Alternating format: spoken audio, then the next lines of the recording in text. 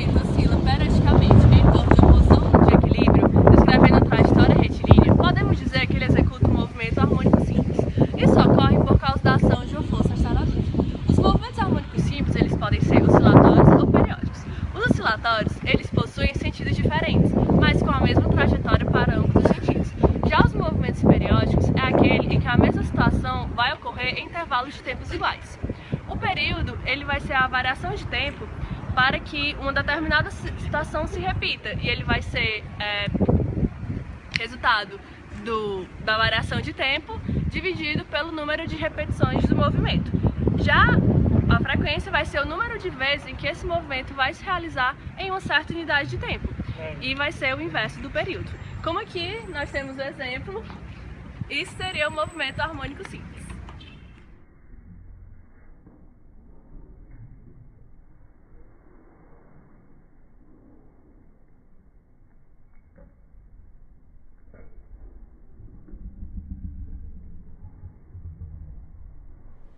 Bem, gente, mostramos já o caso do movimento oscilatório e o caso do movimento periódico, certo? E de acordo com a experiência que acabamos de passar no vídeo, a gente pode estudar também, no caso dos movimentos oscilatórios e movimentos periódicos, de acordo com funções seno e cosseno. Primeiro a gente vai analisar com base no movimento circulatório uniforme, no movimento circular uniforme. Só que você vai perceber que, no caso, quando eu faço a corda girar, o objeto que está na ponta, ele vai fazer um movimento oscilatório e periódico, no caso, aqui na reta do espelho, certo? Que seria, no caso, o eixo X. Pronto. De acordo com essa experiência, a gente pode tirar como resultado que existem algumas funções. Existe a função da elongação, é para a gente saber o quanto, no caso, o objeto andou de 0 para qualquer um dos lados, certo? Que se chama de elongação. E como é a função da elongação? Ela pode ser dada por, no caso, amplitude, certo? Que no caso a amplitude seria a mesma coisa do raio, vezes cosseno de pulsação, vezes tempo, mais φ inicial, certo? Essa seria, no caso, a função da elongação. Mas além da função da elongação, nós vamos ter também a função da velocidade, certo?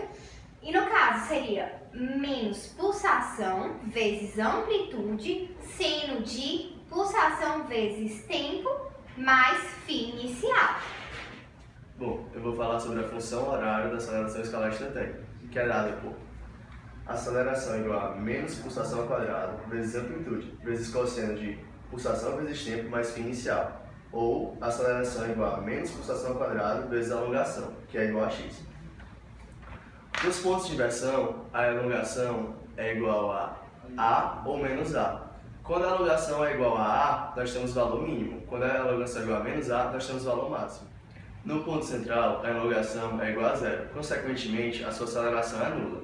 Já na velocidade, nos pontos de inversão, a velocidade é igual a zero e no ponto central ela é máxima em valor absoluto. Bom, eu vou falar sobre a força do movimento harmônico simples, que é dada por esta fórmula.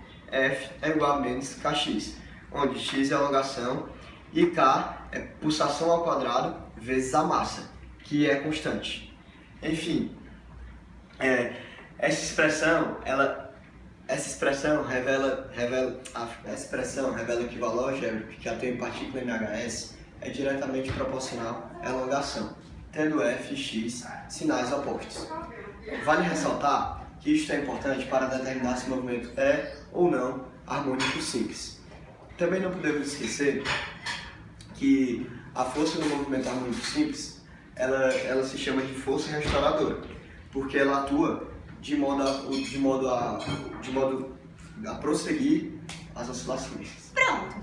Depois da força, a gente vai mostrar também como se calcula o período a partir de uma fórmula. Então, o período é igual a 2π vezes raiz de massa sobre aquela constante que a gente falou, que é massa vezes pulsação ao quadrado. O oscilador de mola horizontal é composto por uma mola com constante elástica K e massa desprezível, e um bloco de massa M. Quando a mola não está deformada, dizemos que o bloco está em equilíbrio. Ao afastarmos, numa elongação x, o bloco sofre a ação de uma força restauradora, dada por F igual a menos K, constante elástica, vezes x, que é a elongação. Sendo assim, temos que o período é igual a 2π raiz de m sobre K. Se a superfície for sem atrito, o sistema vai ficar oscilando de uma amplitude do tamanho da elongação. No oscilador de mola vertical, o ponto onde o bloco ficar em equilíbrio é o ponto onde a força elástica e a força peso elas se anulam. Ao ser puxado, a força elástica ela aumenta, mas isso não acontece com a força peso, pois esta é constante. Sendo assim, podemos afirmar que a força ela é proporcional à elongação. E assim como no oscilador de mola horizontal, o período é 2π raiz de m sobre K. Quando o objeto é abandonado na amplitude, a energia mecânica do sistema é igual à energia potencial elástica, pois não há movimento e, consequentemente, a energia cinética é igual a zero. Então, a energia do oscilador é dada por energia é igual a K, constante elástica, vezes a amplitude ao quadrado, dividido por 2. Bem, podemos definir como pêndulo simples um sistema ideal formado por uma massa suspensa por um fio inextensível, flexível e de massa desprezível. Aqui podemos observar um pêndulo simples com um fio de comprimento L e de massa M, fazendo um MHS.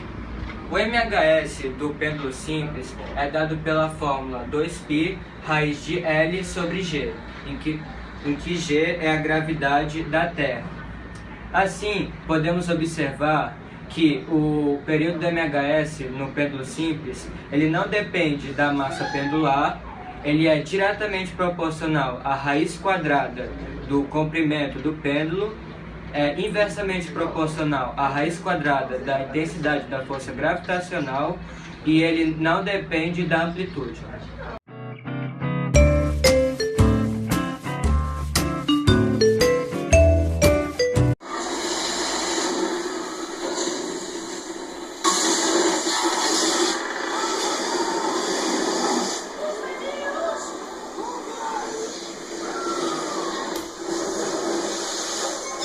Para, eu não quero mais assistir esse filme. Ué, mas por que não? Porque tem esse negócio que leva tudo e que destrói tudo. Esse negócio que você falou é uma onda. Uma onda? O que é uma onda? Uma onda é uma perturbação que se propaga em um meio material ou no vácuo. Mas e nesse caso, o que é esse negócio? Isso aí é um tsunami. Um tsunami é um exemplo de onda mecânica. Onda mecânica. O que é onda mecânica? Onda mecânica, no caso, seria uma onda que precisa do meio material para se propagar. Ah, e esse tsunami aí? O que é esse tsunami? Como ele se forma? O tsunami ocorre no meio do oceano e geralmente ocorre pela movimentação das placas tectônicas. Ah, tá. Mas eu continuo sem querer assistir esse filme. Voltando àquele assunto de ondas que você falou, que tinha onda mecânica e qual era a outra? A outra era uma onda que se propagava no vácuo. E qual é a onda que se propaga no vácuo? Seria a onda eletromagnética. E qual é o exemplo de onda eletromagnética? Um exemplo? Peraí. Vocês querem um exemplo de onda eletromagnética? Queremos. Eu tava agora ouvindo música e sabe, rádio, seja FM ou seja AM, são ótimos exemplos de onda eletromagnética. Olha só. Vem imediatamente para o nosso rock. As ultrassonografias são realmente muito interessantes. Com elas, podemos ver dentro do nosso interior. Mas como isso é possível? Simples, por meio de ondas sonoras, que são ondas mecânicas, são formadas imagens. E nisso podemos ver a imagem que se forma, por meio de um profissional capacitado. As ondas são classificadas em longitudinais, transversais e mistas. As ondas longitudinais, elas são ondas mecânicas que produzem perturbações das partículas do meio material. em que se propagam na mesma direção. Exemplo disso é a mola, porque quando você faz a perturbação, ela se propaga na mesma direção. Ondas transversais são ondas que as vibrações ocorrem perpendicularmente à direção de propagação. Um exemplo disso é a corda. Onda perpendicularmente à direção de propagação. As ondas mistas são ondas mecânicas que as vibrações são longitudinais e transversais simultaneamente. São ondas periódicas, ondas que executam oscilações periódicas, ou seja, que se repetem em intervalos de tempos iguais. A velocidade para a propagação dessas ondas é dada pelo comprimento de onda dividido pelo intervalo de tempo. Nisso, surge também a concordância e a oposição de fase. Concordância significa que apresenta a mesma elongação e movimento de mesmo sentido, em qualquer instante. Já a oposição de fase é quando dois pontos apresentam elongações opostas e se movem em sentidos também opostos. É minha chave, hein? Milena? Nara? Milena? Vale-me Deus, ela mesma. Vale, mas é tu, como é que eu tô te ouvindo? Mulher, as aulas de física, tu já esqueceu? O que tem a ver física com isso? Princípio de Huygens, mulher. Como é esse negócio? Bora lá. Quando uma frente de onda encontra um obstáculo, Se reflete, parte da onda e transmite pro outro lado. porém, se tivermos uma porção de frente de onda desobstruída, as demais frentes de onda, os pontos dessa frente de onda irão se comportar como pequenas fontes pontuais de ondas. Então, Aí as ondas passam a transmitir do outro lado e se espalham, não é isso? é sim, é o fenômeno da difração. Então, o que isso vai me ajudar? Bom, agora nós vamos explicar a equação de uma onda periódica transversal propagando-se em uma corda tensa através de um desenho. Considere uma corda elástica esticada. O ponto F da corda é fonte emissora de ondas periódicas transversais. A partir dessa situação, o ponto F executará um movimento harmônico simples. Não havendo dissipação de energia na propagação após um tempo, o ponto genérico P da corda passará também a executar um MHS de mesma amplitude, porém defasado ΔT em relação a F. Conclui-se que ΔT é igual a x sobre v, em que x é a abscissa de P e v é a velocidade de propagação da onda. Assim, o ponto genérico P tem a sua ordenada y, dada pela função a seguir. A superposição de duas ou mais ondas de mesma natureza provoca no local da superposição uma provocação resultante igual à soma algébrica de cada onda individual. Na superposição de fases, temos a interferência construtiva, em que a elongação x é a soma de x1 e x2. Temos também a oposição de fases, que é a interferência destrutiva, em que a elongação x é a subtração de x1 e x2. Em ambos os casos, após a superposição, os pulsos continuam suas propagações normalmente, como se nada tivesse acontecido.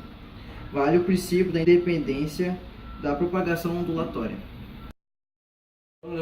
Denominado de ondas estacionárias é a configuração resultante de duas ondas, no qual tem a mesma direção, porém elas têm um sentido opostos.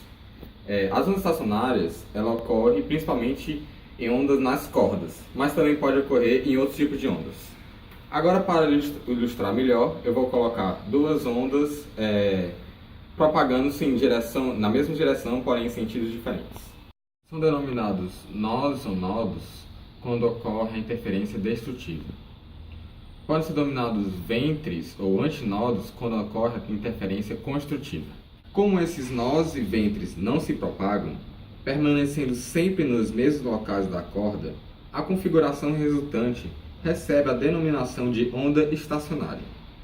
É importante observar que a distância entre dois nós consecutivos ou dois ventres consecutivos é sempre lambda sobre 2, em que lambda é o comprimento de onda de cada uma das ondas que se superpõem. Além disso, o período T das vibrações da onda estacionária é igual ao período das ondas componentes. No experimento de Young realizado, foi possível observar no anteparo manchas mais claras, indicando máximas, e manchas mais escuras, indicando mínimas. Para existir P um máximo de intensidade, ponto claro, é necessário que ΔX contenha um número inteiro de comprimentos de onda ou um número par de meios comprimentos de onda. Para existir um P um mínimo de intensidade, ponto escuro, é necessário que ΔX contenha um número ímpar de meios comprimentos de ondas. Nos pontos onde ocorre a superposição de dois vales ou duas cristas, teremos a interferência construtiva. Nela, a amplitude da onda resultante será igual à soma das amplitudes das duas ondas individuais. As hipérboles determinadas pelos pontos de interferências construtivas são denominadas linhas ventrais, e as determinadas pelos pontos de interferência destrutiva são determinadas linhas nodais. Essas linhas são curvas hiperbólicas porque todos os pontos de uma mesma hipérbole apresentam a mesma diferença de distância em relação aos focos A e B. Quando comparados com as amplitudes de vibração dos pontos vizinhos, notamos que nas linhas ventrais os pontos vibram com amplitudes máximas, enquanto nas linhas nodais os pontos não vibram.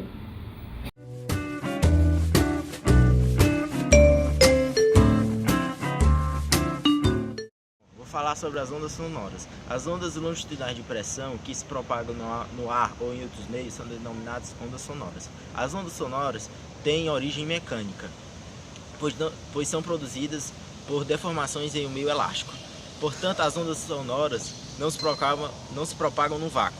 O ar ou outro meio torna-se alternadamente mais denso ou mais rarefeito quando uma onda sonora se propaga através deles.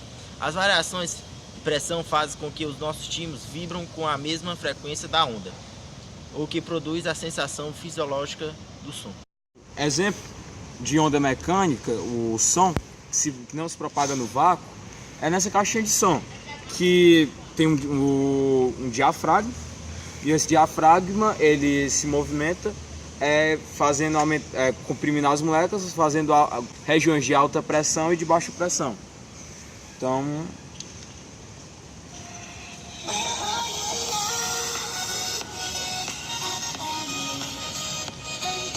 e o som produzido por essa caixa é um exemplo da movimentação do diafragma que gera o som. Bom dia. A repetição do som pode dar origem a um reforço, à reverberação ou ao eco, dependendo do intervalo de tempo entre a percepção pelo ouvinte do som direto e do som refletido. A ocorrência de um ou de outro desses fenômenos deve-se ao fato de só conseguirmos distinguir dois sons que nós chegamos com um intervalo de tempo superior a 0,1 segundo, um décimo de segundo. Se o obstáculo que reflete o som estiver muito próximo, o som direto e o som refletido chegam praticamente no mesmo instante. O ouvinte terá então a sensação que um som é mais forte, e esse fenômeno se dá o nome de reforço. Quando o obstáculo refletor está mais afastado, de modo que o intervalo entre a percepção do som direto e a do som refletido é menor que 0,1 segundos, mas não é depressível, ocorre o fenômeno de reverberação. Nesse caso, o som refletido chega ao sistema auditivo quando a sensação do som direto ainda não se extinguiu. O ouvinte tem então a impressão de um prolongamento do som. Nos auditórios, a reverberação, desde que não exagerada, auxilia o entendimento do que está sendo falado. O eco ele ocorre quando o som refletido é recebido pelo ouvinte depois que o som já se extinguiu. Assim, o ouvinte percebe dois sons distintos. Para que isso aconteça, o intervalo de tempo entre a percepção do som direto e refletido deve ser maior que 0,1 segundos. Considere a situação de que uma pessoa situada a uma distância X de uma parede grita em sentido monossílabo. Para ver eco, devemos ter ΔT maior que 0,1 segundos. Certo, agora um exemplo. Quando eu falo oi, dá para perceber o eco. Isso acontece quando, como eu falei, para você considerar que a pessoa grita em sentido monossílabo. Quando a pessoa grita, quando a pessoa fala, no sentido que eu estou aqui, vocês conseguem escutar lá de trás, o que possibilita o eco. Por meio do som, a movimentação nossa tem ele é capaz de transportar energia sem matéria. Ou seja, transporta energia sem movimentar os objetos por onde passa. Para simplificar, quando alguém fala com a gente, nós não somos empurrados, mas sentimos a energia sonora vibrar em nós. Ao contrário das ondas eletromagnéticas, ondas sonoras não se propagam no vácuo. As ondas sonoras originam-se por meio de vibrações no meio material em que vão se propagar, na maioria dos casos, o ar. Para simplificar, temos a corda de um violão, que quando tocar, as vibrações passam para as moléculas de ar, que também começam a vibrar. Dessas moléculas, as vibrações são passadas para outras moléculas e assim sucessivamente, fazendo que o som propague-se em todas as direções. Isso classifica a onda como onda esférica. E agora vamos para a prática.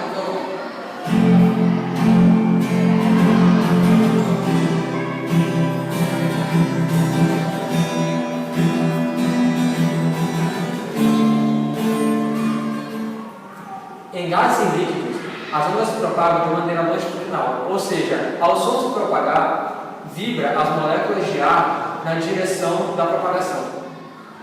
A menor distância entre duas regiões onde o ar é simultaneamente rarefeito ou comprimido ao longo da direção desta propagação corresponde ao comprimento de onda lambda da onda sonora.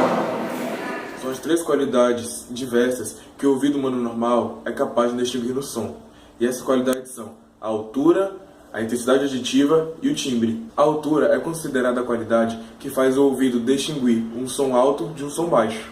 Percebemos um som forte ou um fraco, na verdade estamos classificando a sua intensidade.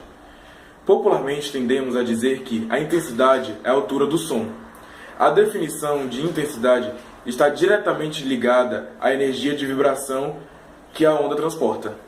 Tipos de intensidade: a intensidade física, chamada de limiar da audibilidade, a intensidade fisiológica, grandeza física capaz de calcular a intensidade sonora.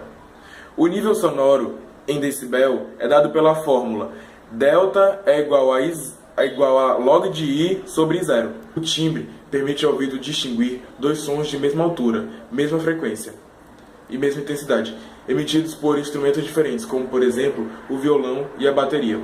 Essa diferença se dá pelo resultado da superposição de vários sons de frequências diferentes. O som fundamental é quando se percebe a presença de sons tocados numa mesma altura, porém por instrumentos diferentes. Os sons harmônicos são os sons que completam o som fundamental, formando o timbre. A intensidade do som está relacionada com a amplitude. Quando o som é mais forte, a sua amplitude é maior. Porém, quando o som é mais fraco, a sua amplitude é menor. Não para, continua gravando. Assim como para qualquer outra onda, as ondas sonoras, ao encontrarem um obstáculo fixo, são refletidas. A reflexão do som acontece com a inversão de fase, mas mantém a mesma velocidade de propagação, a mesma frequência e o mesmo comprimento de onda do som incidente. Um efeito muito conhecido pela reflexão do som é o efeito do eco, que consiste na reflexão do som quando bate uma parede afastada. Quando uma pessoa emite o som em direção ao obstáculo, este som é ouvido no momento da emissão, chamado som direto, e no momento em que o som é refletido pelo obstáculo retorna a ele. Sabemos que a velocidade é dada pela distância percorrida pelo som em um determinado tempo. Essa distância é dada 2 vezes a distância ao obstáculo refletor, já que o som vai e volta. Assim, V é igual a 2D sobre ΔT, e a velocidade é a de propagação do som no ar. Me? I'll give you a hint. I still don't get it. I'm the Doppler effect. Okay, that is so... O que é efeito Doppler? Thaís, ei Thaís. Oi. O que foi? Sim, eu tava assistindo The Big Bang Theory, aí tem um episódio que ele fala sobre um tal de efeito Doppler. Sabe o que é isso? Sim, o efeito Doppler é a aparente mudança na frequência de uma onda, causada pelo movimento relativo entre a fonte da onda e o observador. O efeito Doppler faz o som ficar mais alto ou agudo quando o objeto se aproxima de você e baixo ou grave quando ele se afasta. Tipo as ambulâncias. Tipo, quando ela tá vindo em sua direção, Quando ela passa por você, ela passa bem aguda. E quando vai embora, ela fica, tipo, mais grave, mais baixinha. Isso, estas são as manifestações do efeito Doppler, que foi designada por Christian Doppler. Pode-se relacionar essas frequências com a seguinte fórmula. Essa é a fórmula do efeito Doppler. O primeiro F é a frequência do som. O segundo é a frequência de afastamento. O primeiro V é a velocidade do som, mais ou menos a velocidade do observador, sobre, novamente, a velocidade do som, mais ou menos a velocidade da fonte.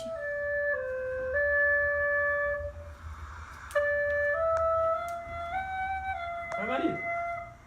Olá, Yuri. Sabia que isso aí é um tubo sonoro? É mesmo?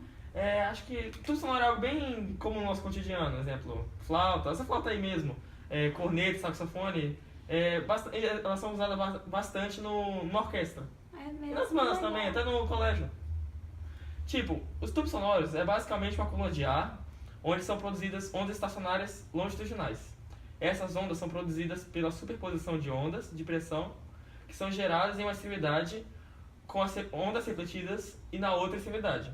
As ondas de pressão produzidas numa extremidade ocorrem em razão de um dispositivo chamado embocadura. O jato de ar que há dentro do tubo é dirigido contra a embocadura, assim ele vai se estreitando, determinando a vibração que dá origem às ondas. Tem dois tipos de tubos sonoros, eu não entendi muito bem, mas acho que um se chama tubos sonoros abertos e tubos sonoros fechados. Ah, eu lembro disso da aula de física. Eu posso explicar pra você se você quiser. Claro. Tubos sonoros abertos. Podemos ver nessa figura de cima que a onda estacionária longitudinal formada apresenta um ventre nas duas extremidades. O modo mais simples de vibrar corresponde ao nó no ponto central. Podemos ver que a cada novo modo de vibração surge mais um nó intermediário. A distância entre dois ventres consecutivos é igual ao meio comprimento de onda, ou seja, comprimento de onda sobre 2. Temos que a frequência é dada por F é igual a V sobre o comprimento de onda. Na equação, V é a velocidade da onda dentro do tubo. Dessa forma, podemos estabelecer que, em um tubo aberto, as frequências naturais de vibração são dadas pela seguinte equação. F é igual a N vezes V sobre 2L. Para N igual a 1, temos a frequência fundamental. Para N igual a 2, temos o segundo harmônico. E para N igual a 3, temos o terceiro harmônico. E assim por diante. Agora, os tubos sonoros fechados. Podemos ver na segunda figura, a de baixo, que na extremidade da embocadura, a onda estacionária longitudinal forma apenas um ventre e um nó na extremidade fechada. Nesse tipo de tubo, ou melhor, em todos os modos de vibração, há aumento apenas no número de nós intermediários. De acordo com a figura, vemos que a distância entre o ventre e o nó consecutivo equivale a 1/4 do comprimento de onda. Assim, temos comprimento de onda sobre 4. Como a frequência de vibração é dada por F é igual a V sobre o comprimento de onda, podemos estabelecer que, em um tubo fechado, as frequências naturais são múltiplos ímpares da relação V sobre 4L, como se observa na seguinte equação. F é igual a I vezes V sobre 4L. Para I igual a 1, temos a frequência fundamental. Para I igual a 3, temos o terceiro harmônico. Para I igual a 5, temos o quinto harmônico e etc.